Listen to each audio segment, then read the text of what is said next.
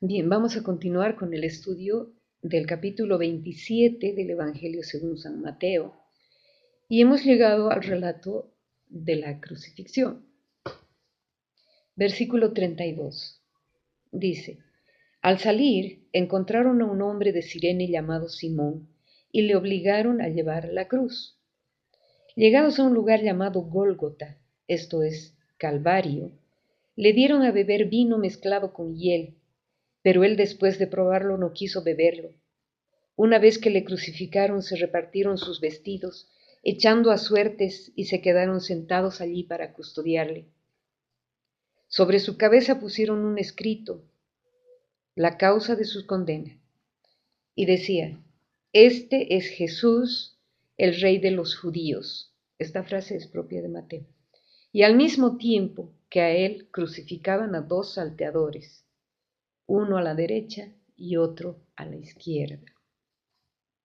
Bueno, en hebreo la palabra es Gólgota. Bueno, antes habíamos hablado ya, al terminar la anterior grabación, habíamos hablado de Simón de Cirene y había dicho que Jesús en ninguno de los tres evangelios sinópticos, Marcos, Mateo y Lucas, no es Jesús el que lleva la cruz. El que lleva la cruz es Simón de Cirene. Solamente en el Evangelio según San Juan menciona a Jesús llevando la cruz. Y también dije que eh, lo que llevaba él, que iba a ser crucificado, no era la cruz entera, era la parte horizontal de la cruz que se llama patíbulo. Bueno, ahora sí, volvemos a lo que estamos leyendo, que es el relato de la crucifixión. En hebreo, Gólgota, y en latín, Calvario. Bueno, Calvaria en realidad en castellano ya es Calvario, que quiere decir lugar del cráneo.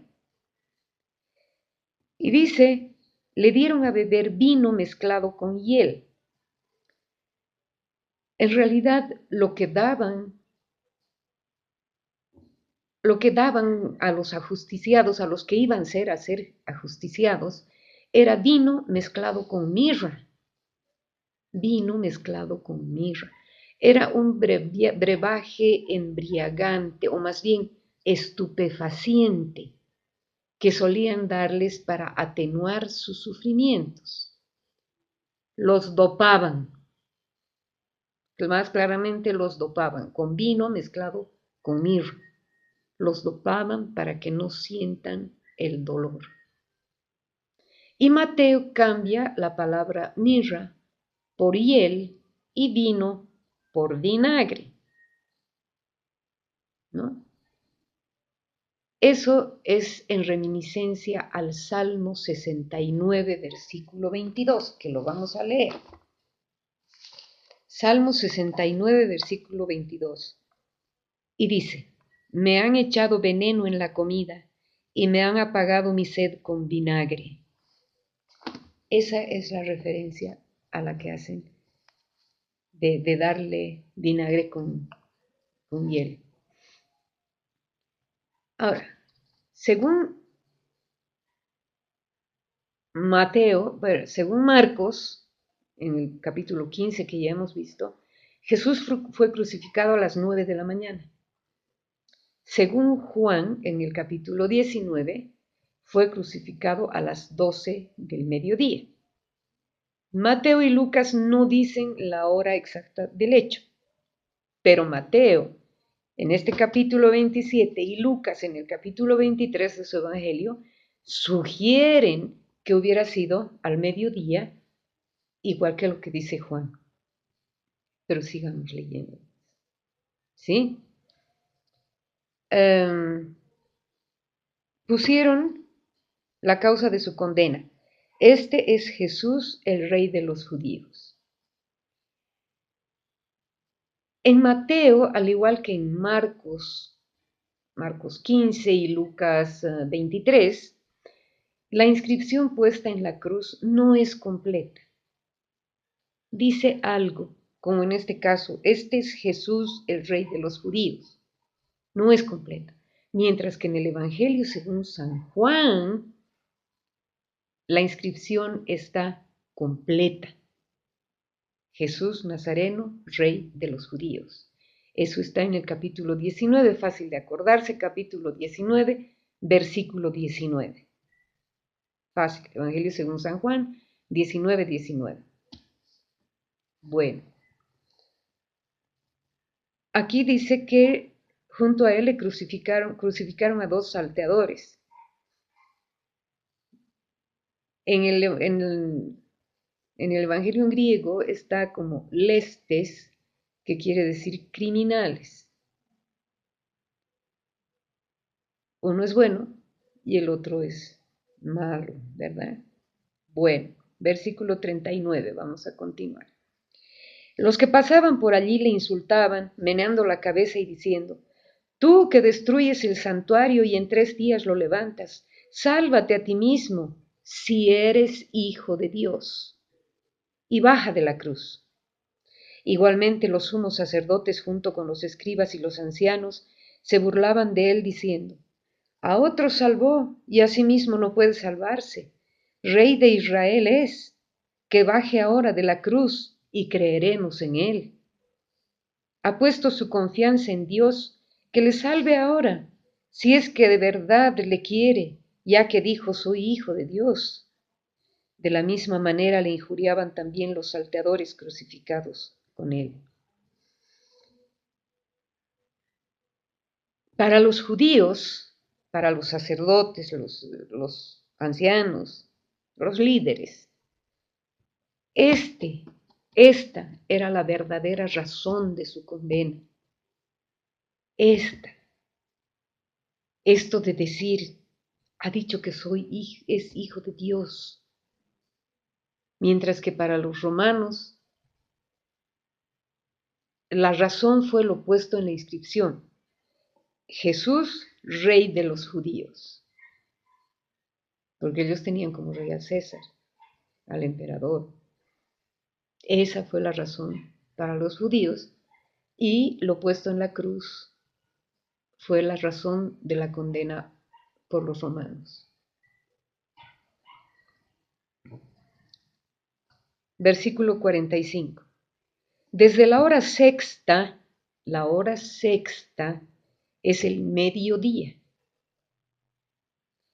Desde la hora sexta hubo oscuridad sobre toda la tierra hasta la hora nona, las 3 de la tarde. Y alrededor de la hora nona, clamó Jesús con fuerte voz, Elí, Elí, lema sabactani, esto es, Dios mío, ¿por qué me has abandonado? Al oírlo algunos de los que estaban allí decían, a Elías llama este. Y enseguida uno de ellos fue corriendo a tomar una esponja, la empapó en vinagre y sujetándole a una caña le ofrecía beber. Pero los otros dijeron, deja, vamos a ver si viene Elías a salvarle. Pero Jesús, dando de nuevo un fuerte grito, exhaló su espíritu.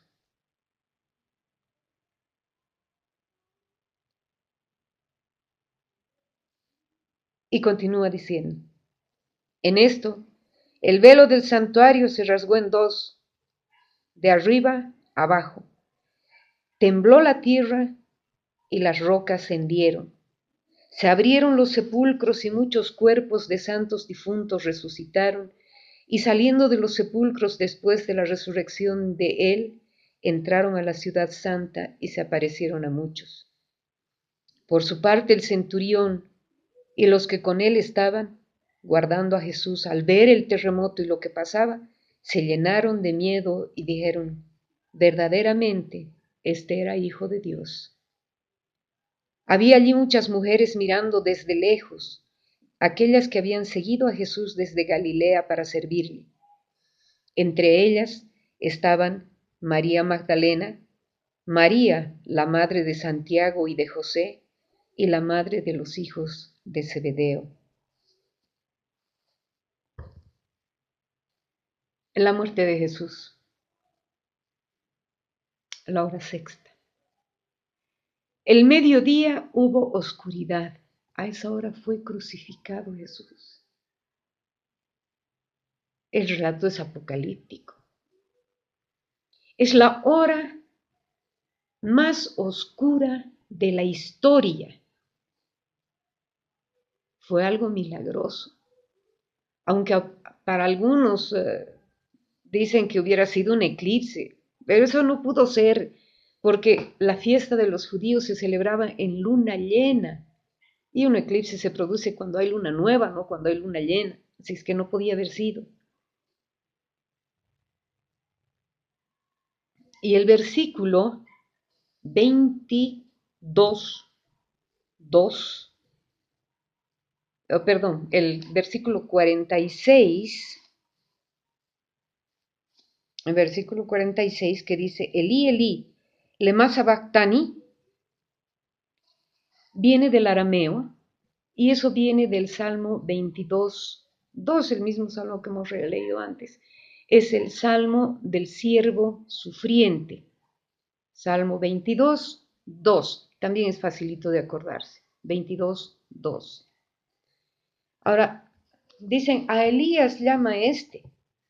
Elías, como ya habíamos mencionado antes, es considerado como el profeta más grande de todo el Antiguo Testamento, que no murió y fue llevado en vida al cielo. Y para los judíos, este Elías, el profeta Elías, es un santo judío, es el santo de la buena muerte. Por eso es que aquí cuando él decía, Elí, Elí, Dios mío, uno de los nombres de Dios, no nos olvidemos, es Elohim, que Elí, Elohim. Bueno, y aquí por eso ellos dicen, está llamando a Elías, al santo de la buena muerte. Y después dice, dando de nuevo un fuerte grito, exhaló su espíritu. Esta es la única de las 7 palabras que está en el Evangelio según San Mateo. Ustedes saben que el día viernes, a partir de la 1 de la tarde, bueno, por lo menos así es aquí en Bolivia, a la 1 de la tarde empieza la lectura de las 7 palabras de Cristo, que dura de 1 a 3 de la tarde. Y en esas 7 palabras se recuerdan 7 palabras dichas por Jesús en la cruz. Y una de esas 7 palabras está aquí en el Evangelio según San Mateo y es esta. Es esta. Dios mío, ¿por qué me has abandonado? Esa es una de las 7 palabras de Cristo. 3 de estas 7 palabras están en el Evangelio según San Juan, 3 están en el Evangelio según San Lucas y esta una que está en el Evangelio de Mateo. 3 en Juan, 3 en Lucas, 1 en Mateo. Ahora, es posible que este grito que dio Jesús fuera muy histórico, muy cierto, porque no era posible que hablara por la crucifixión. El hecho de estar con las manos así y el peso del cuerpo colgando hacía que los pulmones estuvieran oprimidos, cerrados, no podía respirar. Y ese grito es un clamor, ese grito es un clamor de Jesús. Y lo mismo es en Marcos, también es un clamor, mientras que en Lucas son palabras de compasión. Las 3 palabras que vamos a encontrar en Lucas son palabras de compasión. Y en Juan son 3 frases muy teológicas. Ya las vamos a ver. Ahora, ninguno estuvo presente Ninguno, nadie estuvo presente en la crucifixión de Jesús. Aquí dice, había allí muchas mujeres mirando desde lejos, aquellas que habían seguido a Jesús desde Galilea para servirle. Entre ellas estaban María Magdalena, María la madre de Santiago y José, y la madre de los hijos del Zebedeo. Bueno, ¿por qué digo que no estaban presentes? No estaban presentes porque en las crucifixiones los romanos no permitían que hubiera ninguna persona ajena a ellos y a la guardia, que era la que iba a crucificar a la persona y a custodiar el cuerpo de la persona. No podía estar nadie presente. A los hombres no les dejaban acercarse por temor a los tumultos que podían hacer, que podían ocasionar. Y a las mujeres imposible, no las permitían acercarse, porque a los que iban a ser crucificados los crucificaban desnudos. Y eso estaba prohibido, que una mujer esté presente en un hecho así. Por eso es que Mateo dice, veían desde lejos, miraban desde lejos lo que estaba pasando. Y menciona a tres: María Magdalena,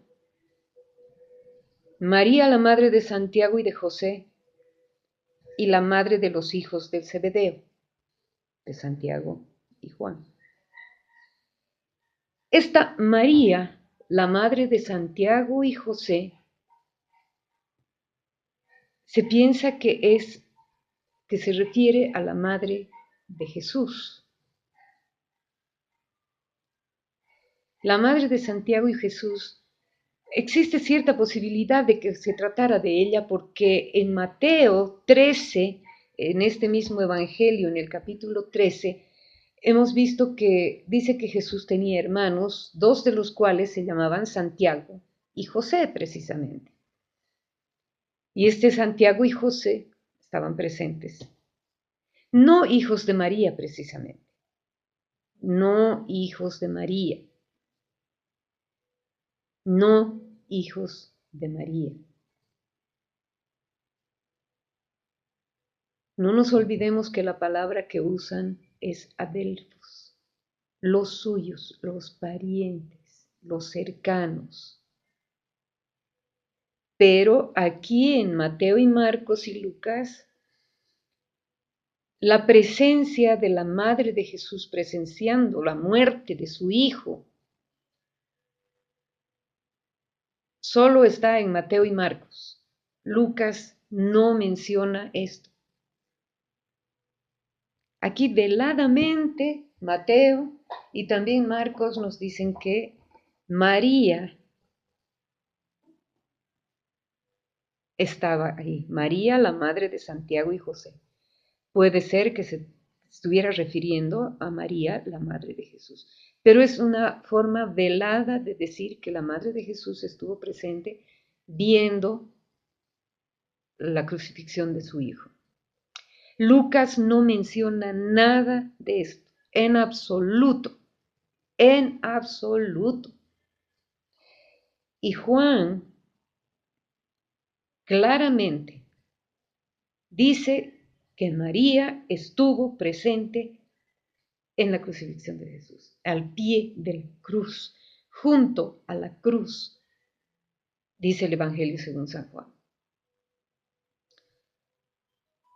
La muerte de Jesús es un relato que va más allá de la historia humana, más allá del fin de los tiempos, según la idea de aquel tiempo.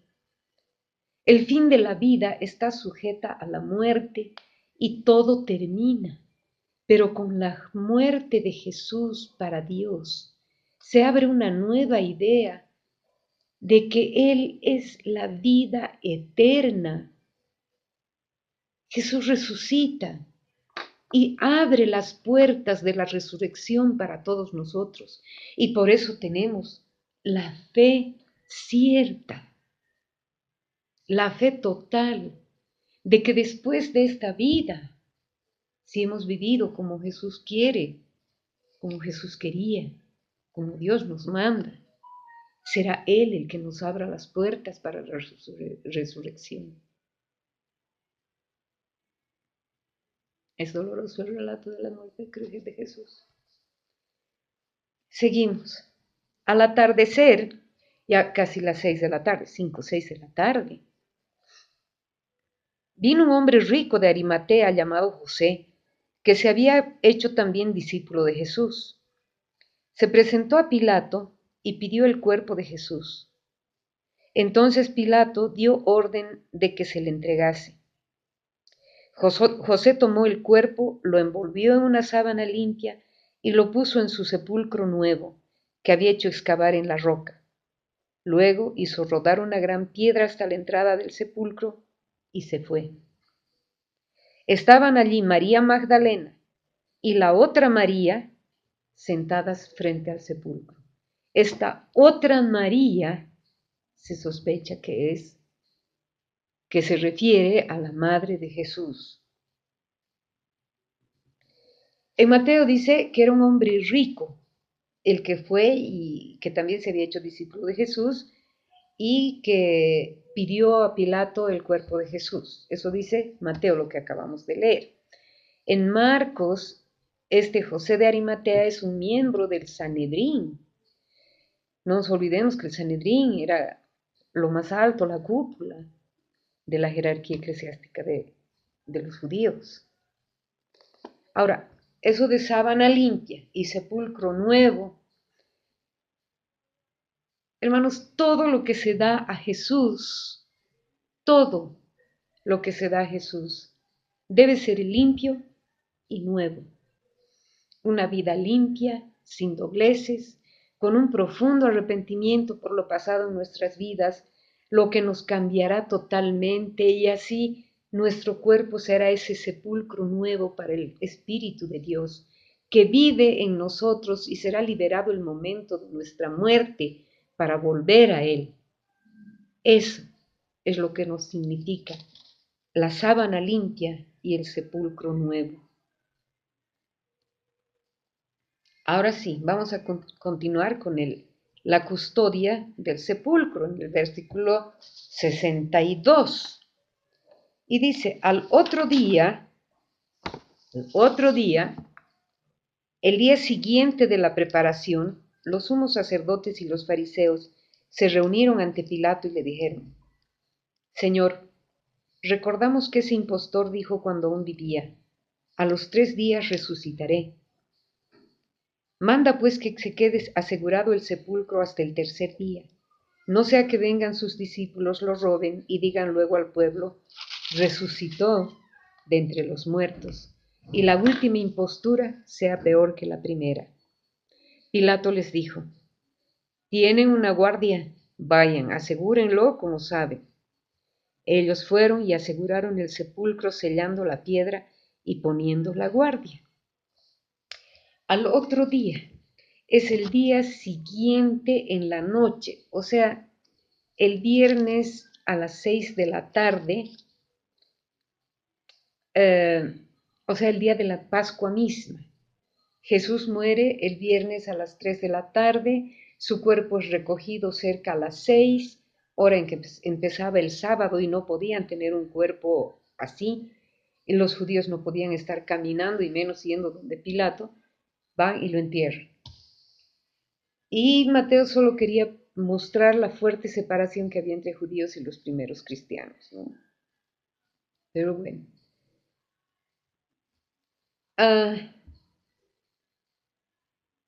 Ahora, hay muchos cristianos que son muy antijudíos. Y lo primero fue que los cristianos vivieron una lucha muy fuerte al comienzo. Lucha entre judíos y judíos cristianizados. Pero los judíos no odian ni desprecian a Jesús. No lo hacen. Ellos ven en Jesús a un gran profeta, quizás uno de los más grandes, que tiene muchas cosas buenas, lo que no les gusta a los judíos somos los cristianos. Punto. Es importante leer la Biblia de esta manera, con la conciencia clara respecto al momento y las circunstancias en las que fueron escritos los evangelios. Tenemos que tener muy presente eso, esas circunstancias del año, todo lo que ocurrió el año 70 adelante, para saber el por qué se usan ciertos términos en los evangelios. Ahora, en el versículo 63 dice,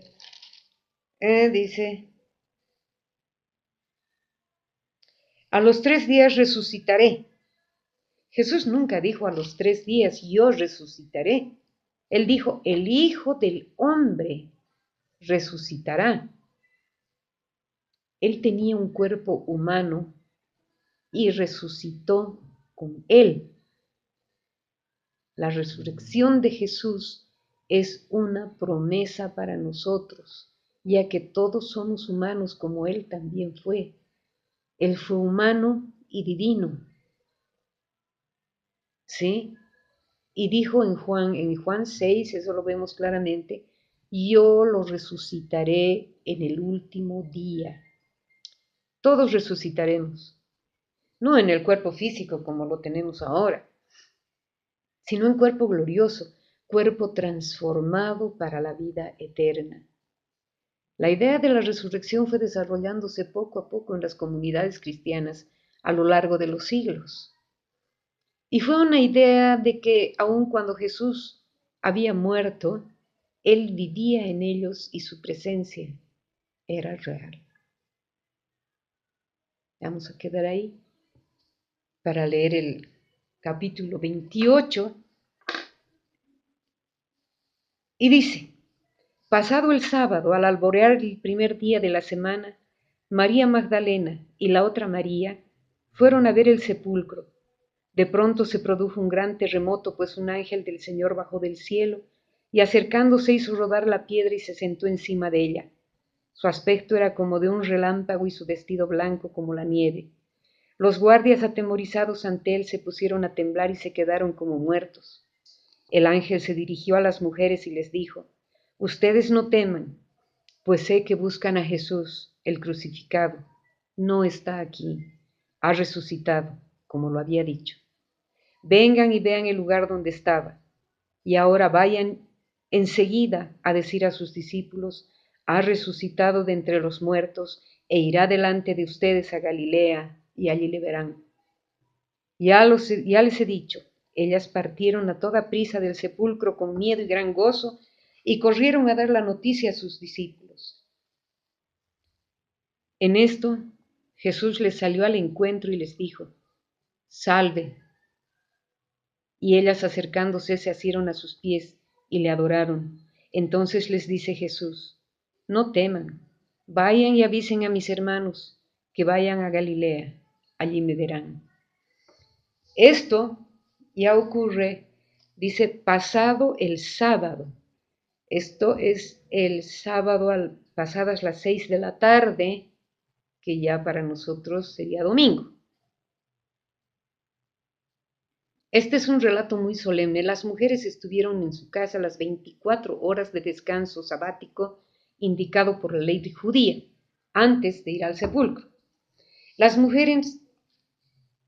Entre las mujeres vemos a una María extraña, misteriosa, la misma que vemos en el relato de la cruz y que pensamos se puede referir a la madre de Jesús.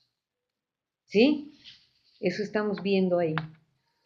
Ahora, porque dice la madre del Señor, el precio de aceptar que María, esta María, es la madre del Señor, la que estuvo en el Calvario, es aceptar el hecho de que Jesús la amaba como a su madre. Y bueno, anuncia y proclaman con toda tranquilidad la presencia de María.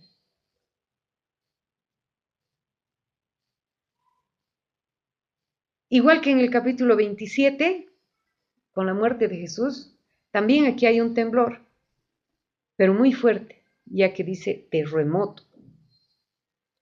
Y un ángel poderoso dominante que hizo rodar la piedra y se sentó sobre ella.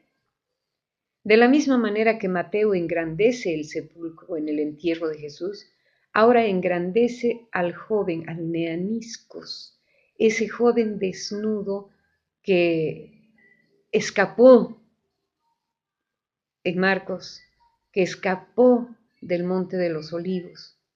Y Mateo lo pone como un ángel escatológico, con la bella descripción del resucitado. Atemoriza a los guardias y anuncia a las mujeres la resurrección de Jesús. Ese es el anuncio del querigma, anunciar a Jesús muerto y resucitado. Los griegos, con Platón, creían que el ser humano tenía una chispa de Dios que era la que le daba vida y que con la muerte esa chispa volvía a Dios. Para los judíos, como ya dijimos antes, el cuerpo era muy importante y por eso tenían mucho cuidado con los cadáveres, porque decían que los cuerpos estaban como en un descanso hasta el fin de los tiempos en que Dios haría que estos restos, que estos restos volvieran a cobrar vida, que fueran usados como una semilla para formar un nuevo ser que serían llevados con Dios. Hubiera sido más fácil creer como lo hacían los griegos con Platón, pero como Jesús había nacido en el pueblo judío, tuvo que hacerse este relato de la resurrección para justificar la idea de la vida de Jesús después de la muerte y justificar la promesa que nosotros tenemos de la vida eterna. ¿Sí? Ahora Mateo dice, vayan a Galilea, vayan al lugar donde empezó todo para encontrar a Jesús. La primera aparición del resucitado a sus discípulos es a las mujeres, a la Magdalena y a la otra María, posiblemente la madre de Jesús. Es posible que los escritores de los evangelios pensaran en la Magdalena, esa persona especial, amiga de Jesús, y a la María de Nazaret, la madre de Jesús. El nombre de María de Nazaret, la madre de Jesús, no está explícitamente mencionado, pero se puede deducir lo que está dicho explícitamente en los 4 evangelios y también entre los apócrifos. Y es que María Magdalena estuvo presente en el momento de la cruz y también como la primera persona a la que Jesús apareció después de su muerte y resurrección, y la primera que fue enviada por él como apóstol después de su resurrección, como apóstol del querigma, de ese anuncio de Jesús muerto y resucitado. ¿Sí? Ahora, vamos a seguir leyendo y dice en el versículo 11, 28, 11. Mientras iban ellas, algunos de la guardia fueron a la ciudad a contar a los sumos sacerdotes todo lo que había pasado. Estos, reunidos con los ancianos, celebraron consejo y dieron una buena suma de dinero a los soldados, advirtiéndoles, digan, sus discípulos han venido de noche y robaron el cuerpo mientras nosotros dormíamos. Y si la cosa llega a oídos del procurador, nosotros le convenceremos y les evitaremos complicaciones. Claro, porque no podían los guardias quedarse dormidos. Ellos tomaron el dinero y procedieron según las instrucciones recibidas, y se corrió esa versión entre judíos hasta el día de hoy. Versículo 16. Por su parte, los 11 discípulos marcharon a Galilea al monte que Jesús les había indicado, y al verlo le adoraron. Algunos, sin embargo, dudaron. Jesús se acercó a ellos y les habló así. Me ha sido dado todo el poder en el cielo y en la tierra. Vayan pues y hagan discípulos a todas las gentes, bautizándolas en el nombre del Padre y del Hijo y del Espíritu Santo, y enseñándoles a guardar todo lo que yo les he mandado. Y he aquí que yo estoy con ustedes todos los días hasta el fin del mundo. En un monte. En Mateo todas las cosas importantes ocurren en un monte, un lugar cercano al cielo. El sermón, la transfiguración, la aprehensión, la crucifixión y ahora la misión. No se sabe exactamente cuál monte es, pero es un símbolo. El monte de la transfiguración en Galilea se convierte ahora en el monte de la misión. El monte santo donde Jesús fue tentado, donde dio el sermón del monte, donde fue transfigurado y desde donde ahora envía a sus discípulos al mundo entero. En todas las religiones los montes son importantes porque se elevan sobre la tierra. Ahora, hay gente que duda de Jesús, dice aquí en el versículo 17. Estas dudas son comprensibles porque la resurrección es el único dogma creado por el cristianismo. Todo lo demás es de segunda categoría. Y este cortito es el último discurso de Jesús resucitado. Es el envío universal. Mateo sorprende con este párrafo, ya que después de ser un evangelio puramente judío, tiene una apertura total y entrega de Jesús a la humanidad entera. Es lo más ecuménico de Mateo. Y es la única vez que la Santísima Trinidad es mencionada en toda la Biblia. Y empiezan las tres frases finales de Jesús. Primero, hablar, convertir, dirigir y mostrar cómo deben vivir, y luego bautizar. Segundo, enseñar todo lo predicado por Jesús, enseñarles a cumplir lo que es correcto. Jesús no se va. Jesús está con nosotros hasta el fin de los tiempos. Este final es diferente del final de Lucas, en el que Jesús se va, pero dice que mandará otro consolador. Mateo comienza y termina su evangelio con la misma frase de 1:23, con nosotros, y 28:20, con nosotros. Al final, Jesús está con nosotros por toda la eternidad. No hay ascensión en Mateo, Jesús se queda. Es el único evangelio que hay ascensión, es el de Lucas y el principio de Hechos, que es completada con la venida del Espíritu Santo. Pero Jesús es el Señor de la eternidad. Que ese Jesús, nuestro Señor de la eternidad, nos bendiga y abra nuestras mentes y nuestros corazones para servirle más y mejor en beneficio de los demás. Amén. Que el Señor nos bendiga.